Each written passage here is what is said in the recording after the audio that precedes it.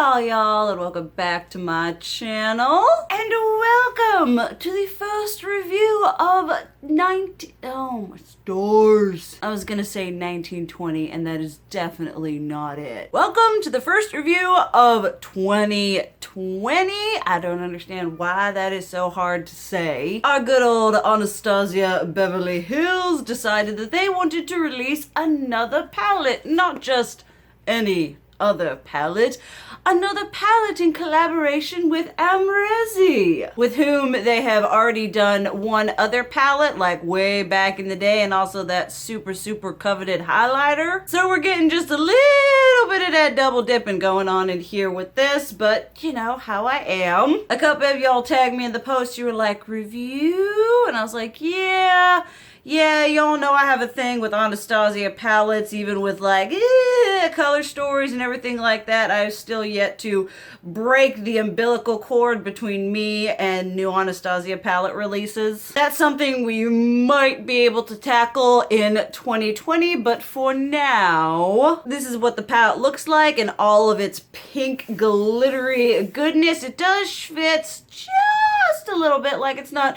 crazy gonna get absolutely everywhere, but it isn't completely non-schwitz free. You open it up inside, looking like that. I'm trying to get the brush out that I never use anyway. Like, can we just cut the cost down on these palettes and not include these brushes anymore? Because I don't know about y'all, but I never use them. Although I do know that a couple of y'all really like them. But for my whateverness, I feel like we could like get rid of this little gap here and maybe make them a little bit more cost effective. You are getting 16 shades in this, which is 2 more shades than their typical palettes. This is the first 16 pan palette they have ever come out with. So, you know, that's something a little fun. That's something a little bit different for them. The matte to shimmer ratio on this is just a little bit skewing on that shimmer side, and it does have 2 pressed glitters. Y'all know how I feel about that. And this palette is going to run you $49, which is, I believe, $4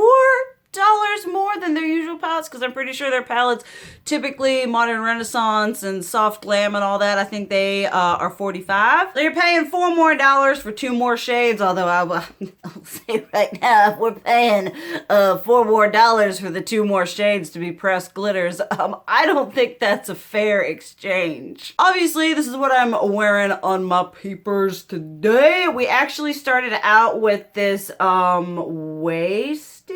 It's wasted, but it's spelled like or is that how you, that is how you spell it. I'm a moron that doesn't know how to spell things correctly. But I started off with this shade that was kind of a mistake, because you look at it and you're like, oh, that's gonna be like a cute little satin shade, and then there's like glitter all up and everywhere. But I did start out with that, then I went into OG right here, then we did Semsa right all up in here, and then ended it off with BK in that outer V department. And then I just used Semsa and BK on the lower lash line, and then we went into Anastasia up in here. This palette is a limited edition and all that jazz, because I don't think Anastasia comes out with palettes that aren't limited edition 9 times out of 10. And especially considering the fact that this is a collab palette, although Anastasia supposedly has been like, this is the last collab we're gonna do for a while. And I'm like, great.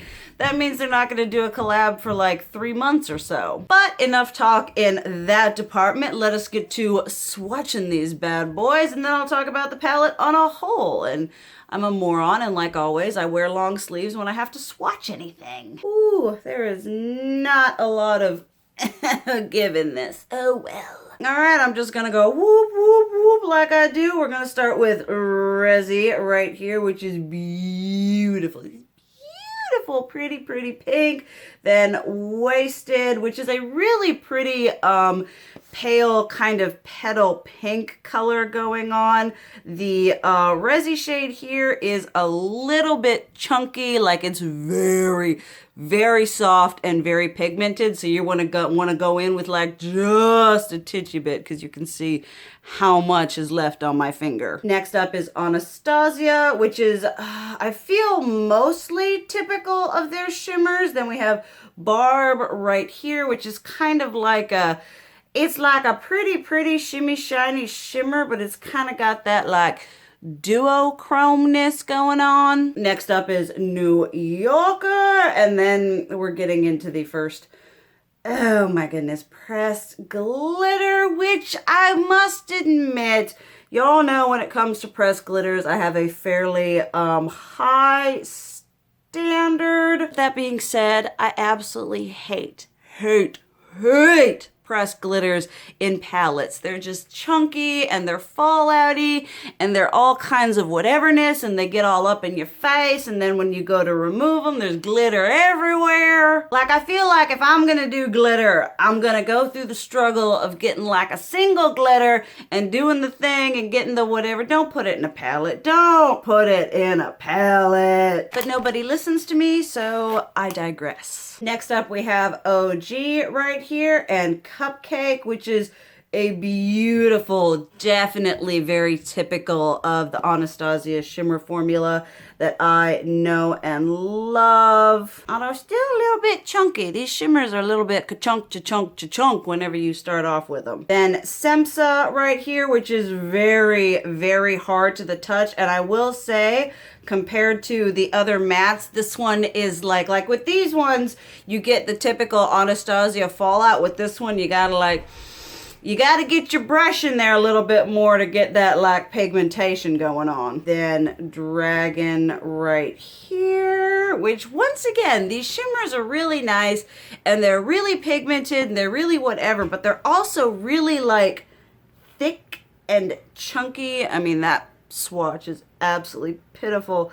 Like, I don't know if you can tell or see, but you see all like the chunk going on there on that initial whateverness. Like, I mean, it's pretty, but it's like just a little bit chunky and just a little bit, you know, I have a certain shimmer formulation that I'm used to from Modern Renaissance, from Soft Glam, and I feel like every time they come out with another palette, they're like messing around and futzing with these shimmers. Next is 1988, very smooth. We are returning back to that heckin' pigmented, very smooth Anastasia formula. Then Leo, but just like when you get these shimmers and it's like do you see how much like excess is gotten in on there? Running out of space going up on here. So here we have that one. You know, that one is heckin' pigmented and smoothy smooth. That is just absolutely gorgeous. Then let's take, see, like, look, you see all them little flakies going on up in there, and then it's like there's the pigment, and then the stuff that like makes it shimmery just kind of fitzes off of it. Gotta switch to another arm because I do not have the retail space over here. Then we are on the last little bit here. BK, which was a very nice, and why am I swatching with this hand? BK, which is a very nice black. It was very easy to use. Typically, Anastasia, when they do blacks in their palettes, they're good. Then Gemini, which is the other of the pressed glitters. I mean, I just, do you ever feel like whenever you're like feeling sand or something like that and you just like know it's gonna get everywhere and you're just like desperately trying to keep it contained? That's what I feel like when I put my finger into a pressed glitter. Right there, I mean, just nice and smoothy smooth, and then lots of chunky chunk. Then last but not least, we have Yugo right here, which is kind of like a mixture between one of these typical mattes and Semsa. It's nowhere near as hard or as harsh as Semsa, but it's also not as smoothy smooth as the others. And then Gorgina, which is probably the most similar to a typical Anastasia shimmer. It's very soft, it's very smooth.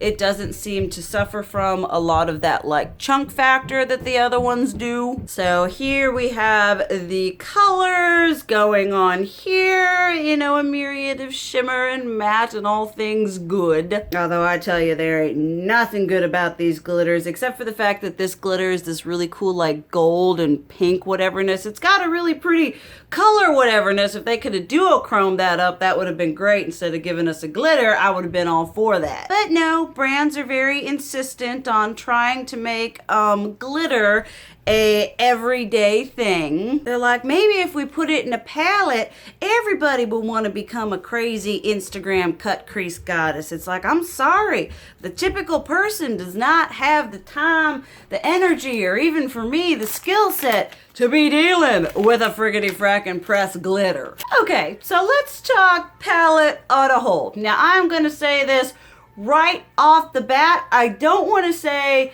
that well, maybe I do want to say it. Whenever you have, this is the thing. This is the herald, the standard to which I hold Anastasia palettes. When you have soft, just a bit, I'll be right back. When you have soft glam and modern renaissance that have tones that go from light to dark and are all creamy, smooth, pigmented, and blendable from the lightest shade to the deepest shade. It always makes me wonder when you have a palette from the same company that there are inconsistencies between the smooth and butteriness of, say, this shade to this shade to this shade, when there are shades like these that already exist in a formula that's absolutely beautiful and consistent. Do you understand what I'm saying? Because, like, you got this and these shades, some of these shades are kind of similar. There's a little bit of soft glam going on in here. Maybe even just a little bit of modern renaissance as well. And most definitely a hint of Riviera. So right off the bat, this is not a palette for someone like me, which is funny because I bought it anyway. But review. This is not a palette for someone who has, say, more than 2 Anastasia palettes, because you can probably find this amongst the stuff that you already own. Y'all know that I do take object to there being 2 pressed glitters in here. I like the Toddy pressed glitters formula, but there is not a pressed glitter formula that's so good that I feel it merits its existence inside a palette. I feel like it's just kind of a throwaway thing where they're all like, well, you have all the finishes, you have all the whatever, Huda did it, it wasn't very good in that. I absolutely despise her pressed glitters. And then ever since then, like I said, brands are trying to, put it, ColourPop's doing it, ColourPop's putting pressed glitters, people are trying to make pressed glitters or glitters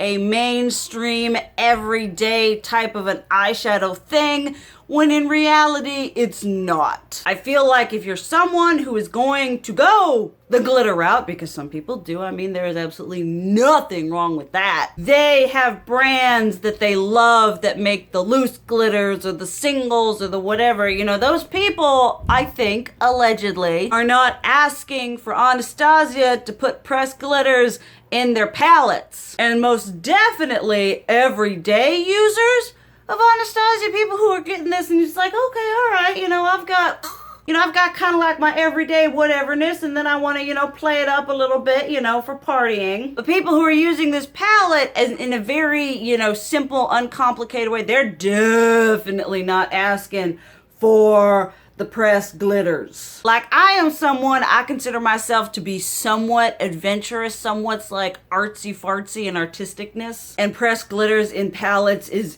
one of the banes of my existence. I despise it. So that aside, this matte, and mostly this matte are really nice. This one blends really well, like it blended nicely. It did what it was supposed to do, but it was a little bit kind of, I don't want to say disappointing, but like you're using these, you're like heckin' pigmented. And this one, you're just kind of like, all right, let's just dig a little more. Let's get all up in there. And so it's like, I look at this and I'm like, well, if I'm going to go for like a neutrally ready look and I have to work really hard with this shade, why would I not pick up the Modern Renaissance? This shimmer is absolutely beautiful. I love Cupcake. I think Dragon is very pretty. While Wasted is really pretty, this thing, you can't even tell. But it is so powdery. Like you just kiss, just a little of your brush into that pan. It's just like, just all up. It's like a windstorm going on up in that eyeshadow pan. Resi is nice. Leo, while it is really pretty, there's this kind of thing where like the pigment, like you saw in the swatch, where you have the thing and the pigment, so the blue color is there, but then the thing that makes it shimmy shiny just kind of falls away. So I'm not sure what happened in formulating that shade, but whatever happened shouldn't happen again. Anastasia is really pretty. You know, it's just...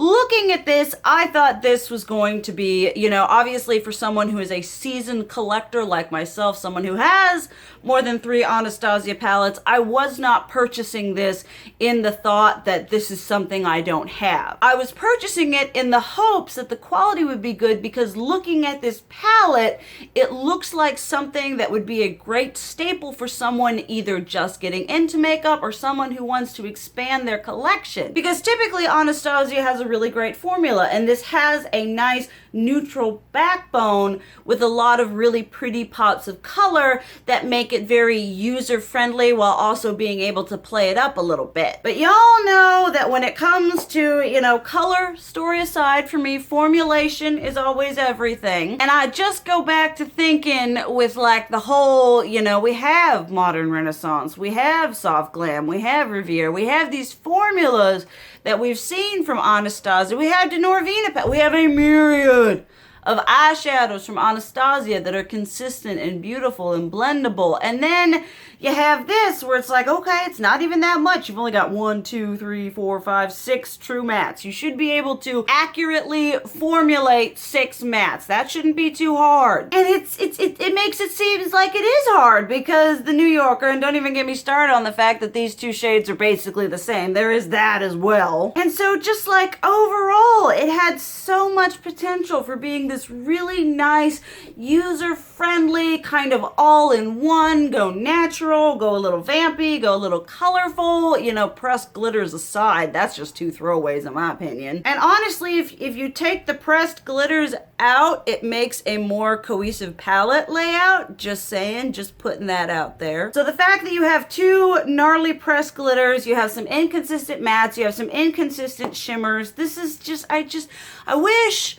Anastasia would calm the flip down. Just like wait. And I'm not talking wait a couple months. I'm talking wait like 6 months. Really give some thought, really take a moment to evaluate what they're doing, and then release a palette, because I'm sick and tired of Anastasia releasing palettes, releasing collab palettes, and having these things be subpar, inconsistent quality. While they're okay to someone who isn't necessarily as seasoned or as familiar with the Anastasia formula, yeah, sure, it'd be okay. But for someone like me, who has become accustomed and experienced a certain level of quality in the past, it kind of baffles me why they can't do it again. So in all honesty, I went into this thinking I'm gonna review it and it's gonna be great, and I'm gonna say, all y'all people who want to expand your collection and do whatever, go buy it. Honestly, go in, look at it in store. I'm only giving you my opinion, but this isn't for $49. I feel like there are a myriad of other palettes. I mean, if you're wanting to invest in an Anastasia palette and you see this one, you're like, this is the one,